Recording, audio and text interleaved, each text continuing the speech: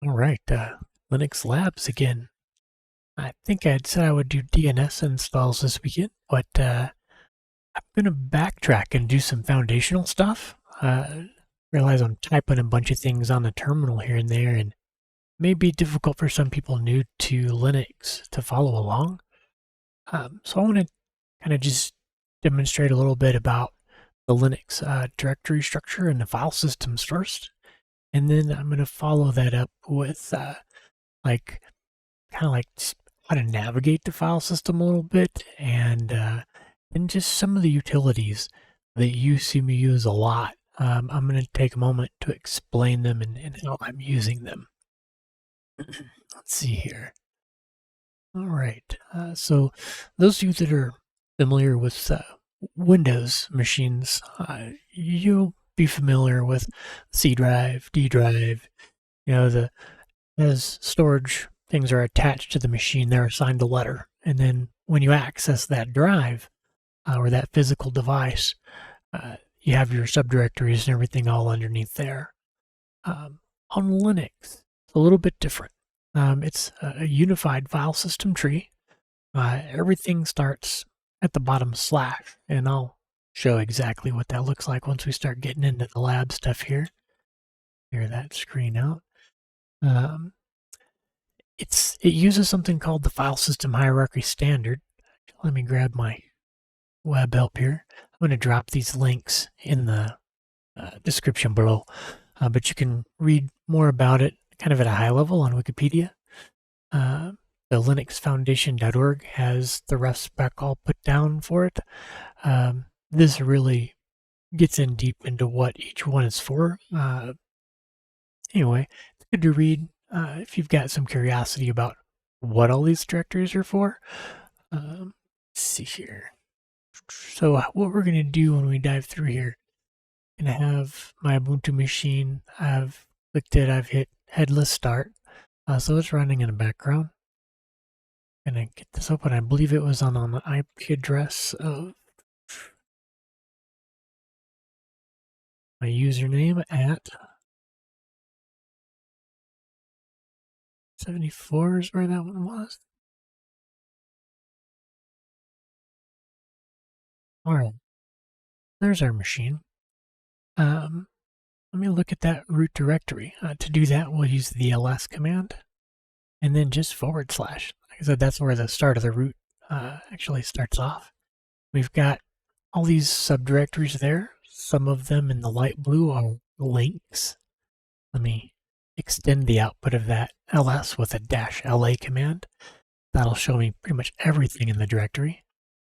You can see here you've got the modes set on the thing. The D is directory, read, write, execute, read. This one doesn't have write permissions for the group. Execute permissions, read, no write permissions, execute permissions for the owner. Root is the user owner. Root is the group owner.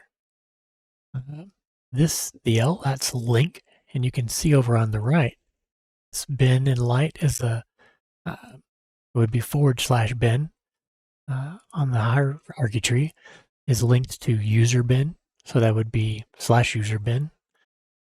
Some of these links are here to support kind of historical stuff. Just keep things reverse compatible as the operating system is updated and changed and moved the actual location of items as file systems that support them have changed. We get these links to keep things functioning in the background. Let's see here. So I'm going to go through it here. Dev, this has like devices in it, right? You can ls/dev. Everything in here is kind of related to hardware or virtual devices in some way. I'm not going to dive in there too much. The /etc directory, or etc as some people call it, this is a bunch of config stuff usually. Weird that that comes in executable. That's strange. Most daemons and services and things like that, if they come with the system, they'll have some kind of configuration in here. So defaults, yeah, there's a bunch of defaults in there. There's also sysconfig. Maybe that's a Red Hat only thing. Anyway, so all kinds of things in the etc directory. The sys directory /sys. This is information on hardware, drivers, kernel features. It's a virtual file system, so like kind of it exists in memory, and some of the, not even thinking of anything I would dig around in here for. Sometimes I would check like my disk scheduler, things like that. It's pretty advanced to be digging around in the /sys file system. Let me get our, there we go, directory again. We're going to dive into home next. The home is pretty much where all our home directories go, right? I have a local user named tkcadmin. I'm logged in as that user. And when I log in, I land in that directory. As a user, there's a shortcut for that path /home/your username, and that's the tilde, the little squiggle up in the upper right or upper left of your keyboard. Yeah, same thing as typing or, so let's see here. Out.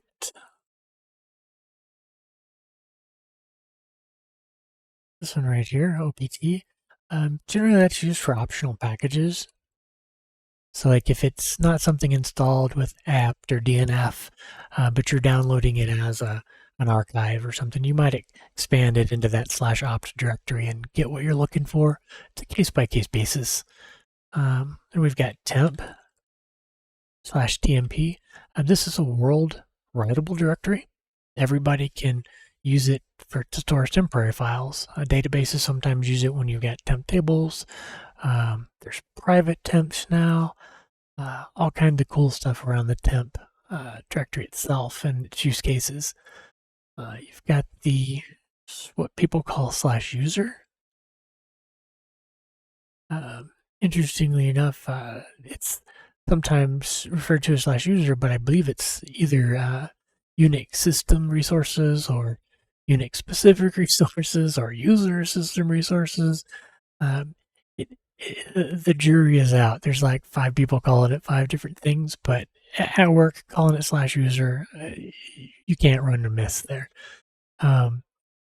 What's in here is pretty much static files or packages installed for the system. If you do an apt install or a DNF install, those packages, the binders and things will often end up in /user somewhere, as well as like /var and some other things, which we'll cover here in a moment. /boot. This is our kernel. Like this is the underpinning of the whole thing and the configuration that goes with it. And then our D is like your drivers that you get reboot, kind of, so that you can mount your file systems and stuff. It's all, again, some pretty advanced stuff in there. Don't mess with it unless you actually have gotten that far. /var.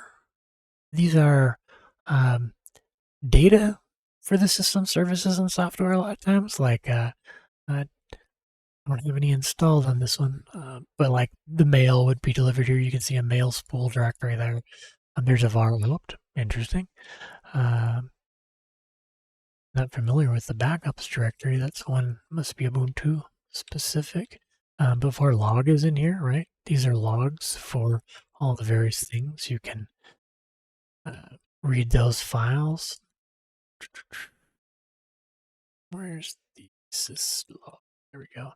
You can kind of see what's been going on. Want to see the end of it? Tail. And that's the last few things that have happened. See the dates over on the left. Anyway, I digress. And proc.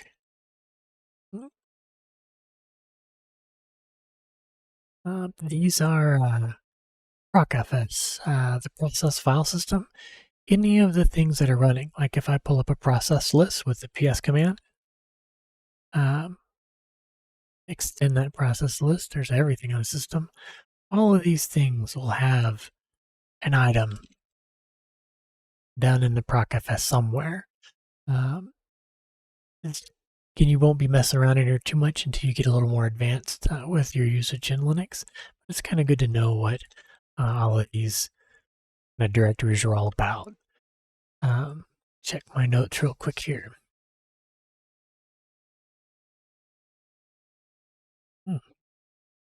Types of file systems, right? I'd mentioned with Windows, you put the physical drives, USB drives, hard drives, whatever you've got, plug it in, you get a letter on it. There's different types of file systems supported by Linux, just like Windows. You can get physical disk-based ones, your hard drives, your USB flash drives. We're also, as we move forward in the labs, going to work with network attached storage.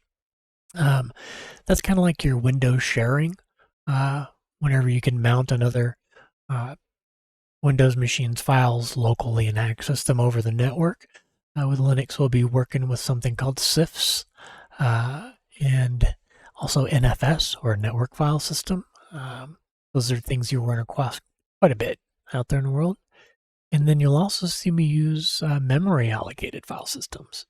And what those are is literally it carves out a little piece of your computer's memory, and while the machine's running, it turns it into a place on disk. There's one here. What is it? FSHM? Yeah. So this directory is sort of like /temp, except it exists wholly in memory. So like if you need to create a file that's got secrets in it or something, but you don't want to write it to disk because you don't want to have anyone ever be able to retrieve it from a failed disk or anything like that, use an extended reader to read the mag strip or something. However they do recoveries on flash disk, I don't know. You can write those files to /dev/shm, and they'll only exist while the machine is on. And when it gets turned off, the content is destroyed, so you'd have to put it back on boot if it was something required for running consistently. I've used it to store things associated with SSL and stuff like that so that they didn't actually get written to the disk, but were available for the applications to use while the system was running, after we'd retrieved said secrets from HashiCorp Vault using a single-use token. So it's pretty cool to be able to use those memory allocated storage systems in interesting and useful ways like that. They've seen me using the ls or list command in here. I'm going to show a few other things about that. cd tilde, that's change directory, my home directory. You can get the same thing. Let's see here. Let's show where we're at. The print working directory command, pwd, shows you where you're at. I'm in home tkc admin. Now, if I want to change directory out to the root, cd/, mind you, that's / for you Windows admin folks out there. Not a backslash. It's always got to be the / on Linux. That can get weird when you're trying to write code for both. Some things have libraries for that to generate the path appropriately, though. Let me see here. That's going to show the content from my current directory. Now, if I want to go back to my home directory, I can cd shortcut tilde again. pwd. Yep. So cd is how you move around. ls is how you list things. ls-l just gives you a kind of a short list. ls-la gives you everything. Plenty of other options you can put in there. Remember, I'd mentioned modes. These are the permissions for the files and directories you see with the list. The ownership right here. This is file size, effectively. Time and date last touched or created, I believe. I'd have to look into that. Linux tracks various timings on files. I think this is the last, not last accessed, but last updated time, or when the file was created. Let me see here. Tree. Do I have tree installed?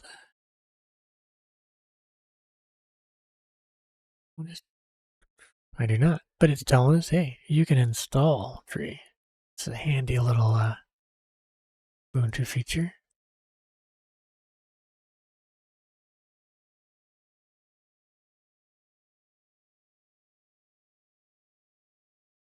See if I can find a directory small enough to tree in.